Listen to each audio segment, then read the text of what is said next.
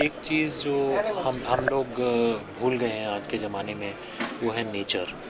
अगर आप Indian mythology में जाएंगे तो नेचर का बहुत इम्पोर्टेंस है।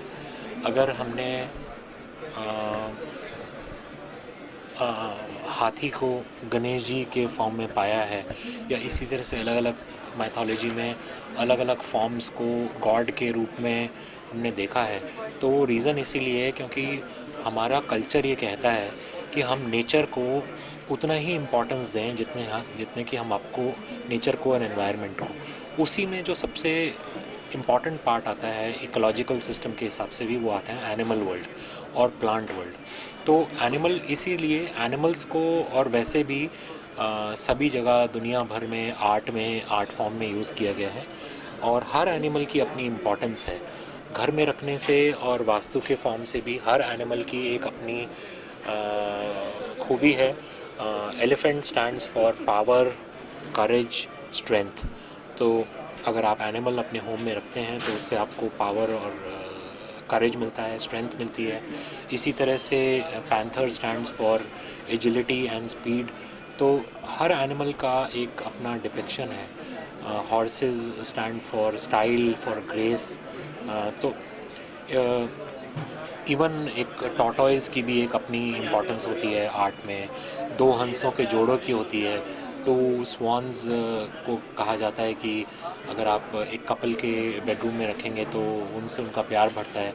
तो इसी तरह के एनिमल्स की एक अपनी इम्पोर्टेंस है हमारी लाइफ में। तो उसी को लेकर we have got inspired by animal art, और हमने ये भी डिसाइड किया है कि हम एनिमल्स को आर्ट फॉर्म में पोर्ट्रे करेंगे। These are plated with silver on the outside. काफ़ी भारी पीसेस हैं ये, और टार्निश फ्री हैं, ये कभी काला नहीं पड़ेगा। ये उस तरह का हमने इसके ऊपर एक लैकरिंग किया हुआ है जिसके ये काला नहीं पड़ता है। तो ये हमारी एक अलग अलग कोशिशें हैं कि आर्ट को आदमी के घर आदमी कोई आर्ट को घर में क्यों रखेगा। नॉट ओनली बिकॉज कि वो एक सुंदर पीस है, बट इसलिए भी कि वो उसको कुछ हेल्प करे, उसको कुछ इंस्पायर करे, उसको कुछ मदद करे, उसकी कोई सोच बढ़ाए, और वो उससे कुछ इंस्पिरेशन ड्रॉ करके अपने लाइफ को, अपने करियर को बेटर करे। ये हमारा पर्पस है। सौरभ जी, ये कितने वर्षों से आप इस काम को कर रहे हैं? जी, आर्ट का जो काम है, जैसे मैंने बताया कि गॉड आर्ट और आर्ट डिपिक्शन का जो काम है, वो मेरी कंपनी और मेरे ग्रेट ग्रैंडफादर से लेकर अभी तक आर्ट फॉर्म, चाहे वो एनिमल आर्ट फॉर्म हो या वो गॉड आर्ट फॉर्म हो, उसको पोस्टर्स और प्रिंट के माध्यम से हम 1922 से इस फील्ड में हैं, कि यानी कि अब 91 ईयर्स हो गए। और ये मेरी फोर्थ जनरेशन है जो कि आर्ट, गॉड आर्ट और उसमें वर्क कर रही है। लेकिन in the form of statues, और इन द फॉर्म ऑफ जो उसका मतलब एक प्रिंट मीडियम से निकाल कर और उसको जो एक मूर्ति के मीडियम में लाने का जो ये है, ये एफ़र्ट मैंने 2 साल पहले शुरू किया था। और इसमें मेरे को पहला 1 साल बहुत टाइम लगा, वो क्वालिटी मिलने में, वो लोग मिलने में जो इसको सही तरीके से कर सकते हैं। और अब धीरे धीरे करके मेरे को वो समझ उसकी, और क्योंकि ये देखने में बहुत आसान लगता है, लेकिन अगर आप इसको करने लाएँ, एक एक पीस को बनाने जाएँ, मूर्तिकारों से बनवाने जाएँ, वो फेस बनवाने जाएँ जो कि because we want to see God in the sculpture.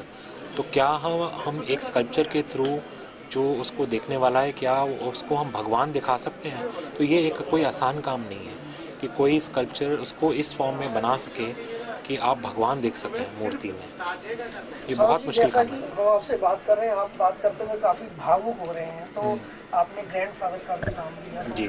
4 पुश्तों से आप इसमें लगे हैं। और जो अभी आपने एक बात बोली कि हम भगवान का दर्शन कैसे करा पाएंगे, ये बहुत बड़ी बात जो आपने कह दी है।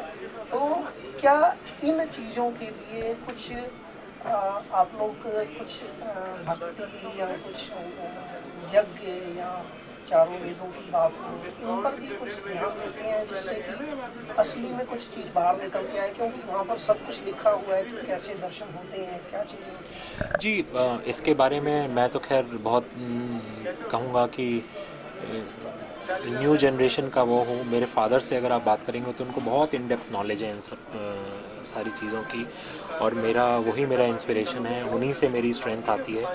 उन्होंने ही मेरे को इस फील्ड में गाइड किया है, और वही हर चीज़ को बहुत बारीकी से समझते हैं, देखते हैं। और मैं अगर कोई भी इस तरह का जो डिपिक्शन है वो मैं उनकी नॉलेज पर रिलाई करता हूँ कि वो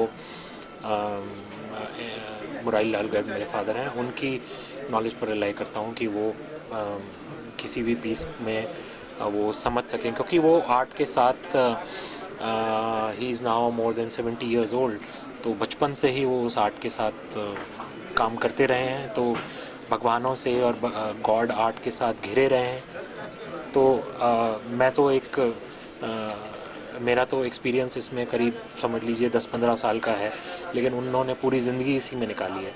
तो आपके बच्चे भी इसमें आगे बढ़ रहे हैं इस आर्ट की तरफ के, वो अलग फील्ड को जा रहे हैं? अभी तो बहुत यंग हैं, लेकिन भगवान की तो देखिए एक एक सेइंग है, पॉपुलर सेइंग, कि god can never go out of business. So भगवान जो है वो तो हमेशा रहेंगे, हमेशा मनुष्य को रहेंगे, और मनुष्य को उनकी हमेशा ज़रूरत पड़ती रहेगी। अब कोई इसमें कोई ना माने, बिलीव करे ना करे, अपने को नास्तिक कहे, लेकिन ज़रूरत तो उसको भी पड़ती है। तो ये सामान अभी तो जैसे प्रगति मैदान में फेस्ट लगा हुआ है, इसके अलावा कहाँ से दर्शक जानना चाहेंगे, कहाँ से खरीद सकते हैं? जी, हमारे ऑल इंडिया वाइड हमने नेटवर्क इस्टेब्लिश किया है पिछले 1.5 साल में। भगवान की दया से प्रोडक्ट अच्छा होने की वजह से हमारा नेटवर्क अच्छा और जल्दी इस्टेब्लिश हो गया है, और हमारे 300 से 400 रिटेलर्स हैं और इंडिया वाइड, जिसमें कि कोची, कोयम्बटूर, मदुरई और चेन्नई तक से लेकर और जम्मू श्रीनगर तक हमारे रिटेलर्स हैं। तो वहाँ पर हमारे प्रोडक्ट्स हर जगह अवेलेबल हैं, और जो हमारी जो हाँ जी, दिल्ली में भी, नोएडा में हमारा अपना शोरूम है, सुंदरनगर में है, GK1 में है, तो यहाँ पर और उसके अलावा भी कई और जगह पर ये सब आपको